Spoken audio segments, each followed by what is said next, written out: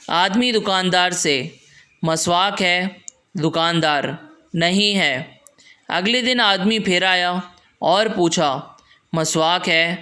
दुकानदार, नहीं है, और अब अगर आए तो गोली मार दूंगा। अगले दिन दोबारा वो आदमी आया और पूछा, बंदूक है?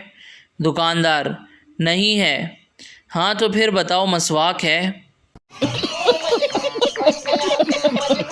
एक दोस्त दूसरे से, मैं ऐसा गिटार ख़रीद कर लाया हूँ जो टाइम भी बताता है। दूसरा दोस्त हैरानी से, वो कैसे?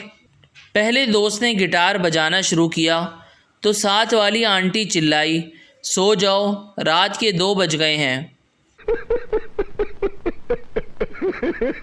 एक अनपढ़ लड़की की शादी एक पढ़े लिखे लड़के से हुई। एक दिन उसका शौहर खाना खाते हुए गले में निवाला फंसने की वजह से मर गया। लड़की इसकी मौत पर रो रो कर कह रही थी, हाय हाय, पानी भी नहीं मांगा, बस वाटर वाटर करता मर गया।